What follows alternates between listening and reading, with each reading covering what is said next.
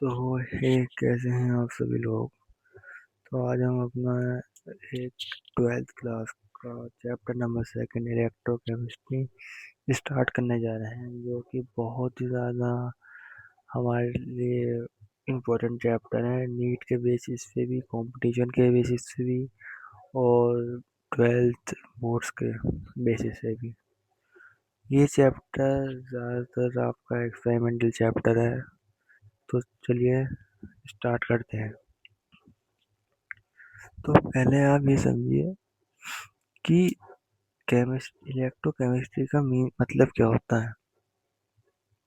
कि electro electrochemistry मतलब क्या होता है। इलेक्ट्रोकेमिस्ट्री मतलब ये होता है कि इलेक्ट्रो साफ मतलब इलेक्ट्रो से समझ में आ रहा है, साफ साफ क्लियर क्लियर की करंट।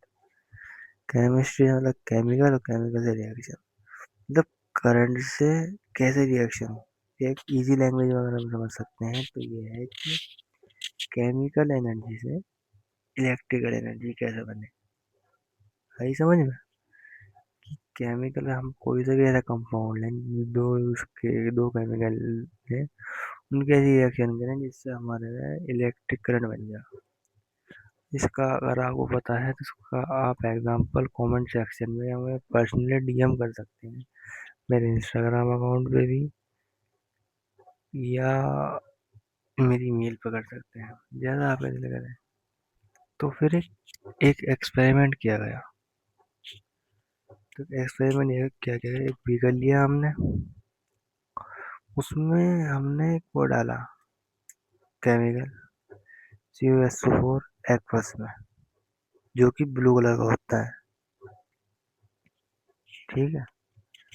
तो फिर हमने उसमें एक जिंक रॉड भी डाली, और हमने फिर उसमें टेम्परेचराइज भी करी।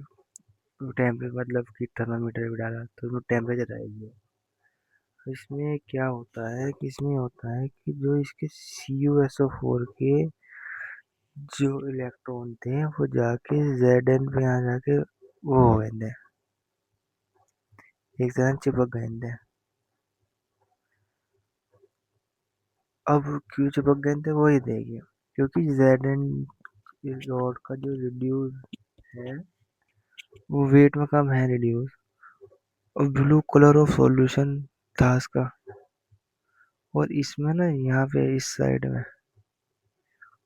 रेड पीपीटी बन गया था, मतलब रेड कलर का प्रेसिपिटेट जहाँ पे आगे इलेक्ट्रॉन टच हो रहे थे, और टेम्परेचर राइज हो गया था। मतलब इसकी जिंक की रॉड को यहाँ डाले गए, मतलब एक तरह से अनइक्वल बैलेंस हो रहा था। CU के जो इलेक्ट्रॉन यहाँ आ गए, SO के यहाँ चले गए, कुछ यहाँ आ गए, एक तरह से अनबैलेंस हो रहा था। तो फिर इसी चीज को देख एक तरह से अनबैलेंस हो रहा था, तो फिर इसी चीज को देखते हुए इसी चीज को देखते हुए ये हमने रिएक्शन ने करी इनकी, कि Zn उससे तो ये ऑक्सीडाइजिंग स्टेट में आ रहा है। वैसे हमने CU की करी, वो ब्लू था, क्योंकि जब एक्वस में हम CuSO4 करते हैं तो ब्लू हो जाता है वो, है ना। तो फिर ये रेड आ गया, कि मैंने बताया रेड फॉस्फेट, मैंने पीछे बताया था ना रेड फॉस्फेट बन गया था वो। क्यों बन गया था, क्योंकि इसके इलेक्ट्रॉन आके जिंक फॉस्फेट पे आके अटैच हो गए थे, इसलिए।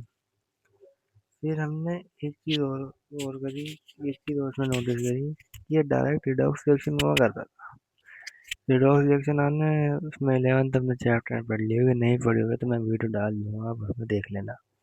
इतना बड़ा कोई इशू नहीं है, आसान है।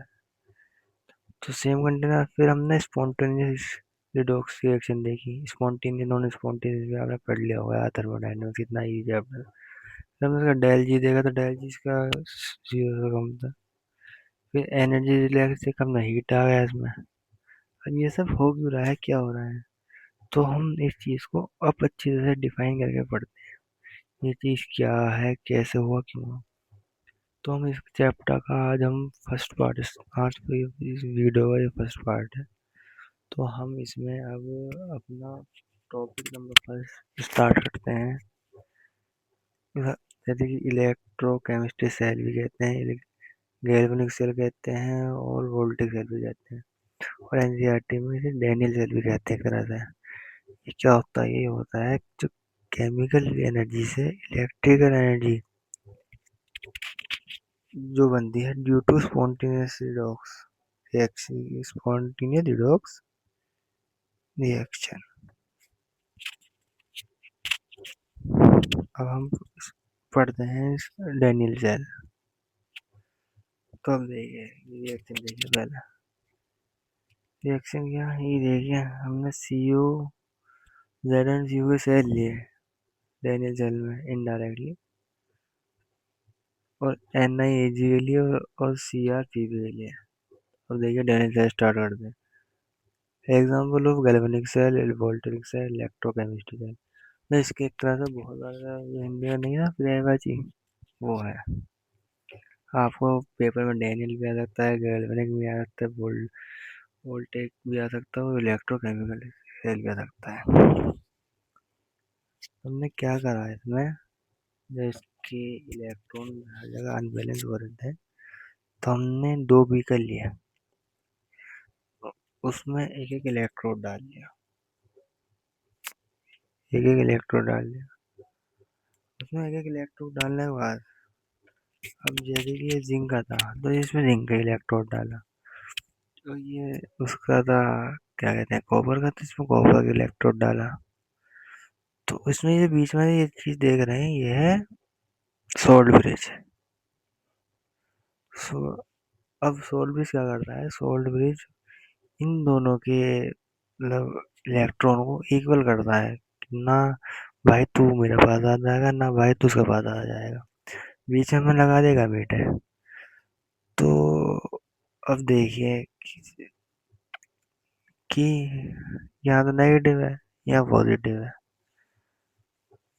तो जो यहाँ पॉजिटिव था वो यहाँ जाके नेगेटिव आ गया, और जो यहाँ नेगेटिव था वो यहाँ का पॉजिटिव बन गया, और दोनों में बैलेंस इक्वेशन हो गई, क्योंकि इसमें सोल्ट ब्रिज लगा है। क्योंकि सोल्ट ब्रिज का जो वर्क होता है ना, वो दोनों इक्वेशन, दोनों मतलब एक तरह से दो चीज़ों को किसी को बैलेंस करके चलना होता है, ये नहीं कि मतलब अपना अपना कर लिया।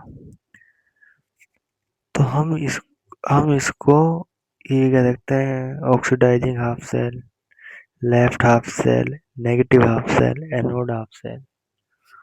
हम राइट साइड को भी ऐसे कह देते हैं Z half cell, right half cell, positive half cell, cathode half cell. अब देखो इसमें आप ये अलग सी यू में टू इलेक्ट्रॉन गेन करे, सी यू बन गया फ्रॉम रोड, रिडक्शन हो गया इसमें, और इसमें जेड एन में ऑक्सीडाइजेशन हो गया। क्यों हो गया? क्योंकि ये वो कर रहा है, लूज कर रहा है, ये गेन कर रहा है, इसलिए। क्यों? अब ये दोनों क्यों कर रहे हैं? ड्यू टू सोल्ट ब्रिज, है ना। अब आप ऐसे भी याद कर सकते हैं लोन की तरह, loan left oxidisation, anode negative. और हमने इसमें प्रॉब्लम क्या फेस करी, हमने इसमें प्रॉब्लम ये फेस करी कि लेफ्ट हाफ जो था वो पॉजिटिव चार्ज को सॉल्यूशन प्रेजेंट हो ले रहा था, मतलब मतलब बाहर निकाल रहा था, तो इस चीज में। और फिर बिना मतलब कि बिना सोल्ट ब्रिज लगाए जो को देगी उसमें प्रॉब्लम, हम ये हमें फेस करी कि जो नेगेटिव साइड था तो प्रेजेंट ज़्यादा निकाल रहा था, मतलब फ्लो ऑफ इलेक्ट्रॉन ज़्यादा कर रहा था, ज़्यादा बाहर फेंक रहा था, अंदर नहीं ले रहा था। सोल्ट ब्रिज फिर मैंने आपको पहले समझाया कि सोल्ट ब्रिज लगाया था। सोल्ट ब्रिज क्या होता है?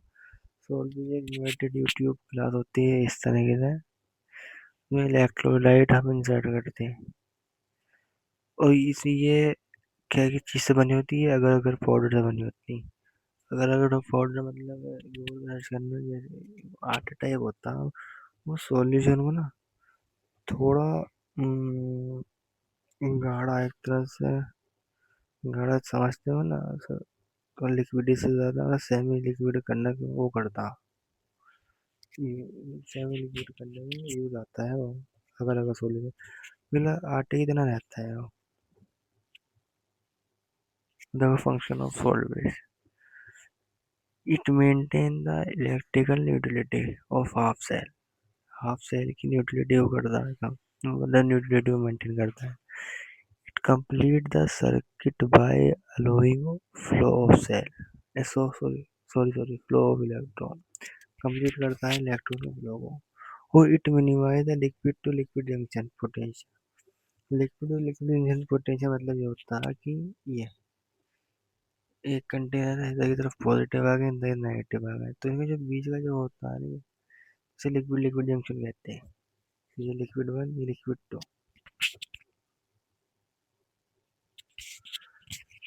अब देखिएगा salt basic condition for electrolyte के लिए।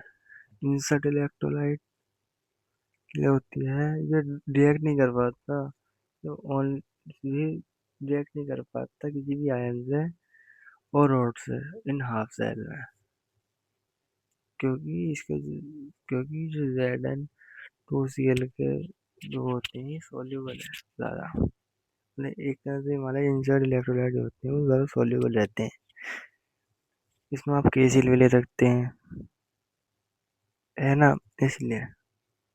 और दूसरा है इसकी जो गुड गुड आयोनिक मोबिलिटी है वो इक्वल रहती है बहुत ऑफ सेल्स है, और न्यूट्रलाइज भी रहती है।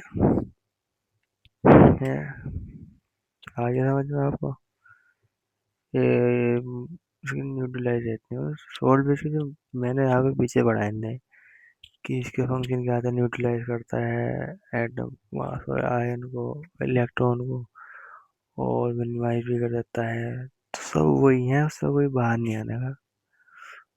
अब हम पढ़ते हैं सेल रिप्रेजेंटेशन क्या होती है। सेल रिप्रेजेंटेशन, ये देखो जेड से मतलब अगर इलेक्ट्रॉन बढ़ रहा है तो ऑक्सीडेशन में आएगा, अगर डिक्रीज हो रहा है तो रिडक्शन में आएगा। अगर हम इसमें ये देख रहे हैं अब हम इसमें सोल्ट ब्रिज लगा देते हैं, देखो सोल्ट ब्रिज लगा क्या होता है। अब सोल्ट ब्रिज लगा दिया हमने इसमें, तो ये ऑक्सीडाइजिंग हाफ सेल बन गया, रिडक्शन हाफ सेल बन गया। हाफ सेल क्या होता है, हाफ सेल होता है कि किसी भी चीज़ में उसको मेंटेन करने का चलने का तो हाफ सेल रहते हैं। किसी भी अगर हम रिएक्शन में अगर सोल्ट ब्रिज लगा देते हैं तो हाफ सेल बन जाता है वो। अब इसका एक क्वेश्चन है कि जेड एंड ये करके तो इसे बैलेंस करो, तो हमने बैलेंस करके जैसे कि कर दिया था, तो हमारी रिएक्शन ही निकल गई। ये इजी था, बहुत आसान था, इतना कुछ हार्ड है नहीं इसमें। बस ये है अगर ध्यान से मन लगा के कर लें तो हो जाएगा।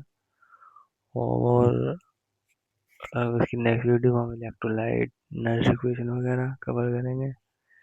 तो सिर्फ आज की वीडियो में इतना ही। अच्छी लगे तो बताइए, बुरी लगी है तो भी बताइए, कुछ भी निकल लिया हो तो भी बताइए। तो मिलते हैं फिर अपने नेक्स्ट वीडियो में। Thank you so much.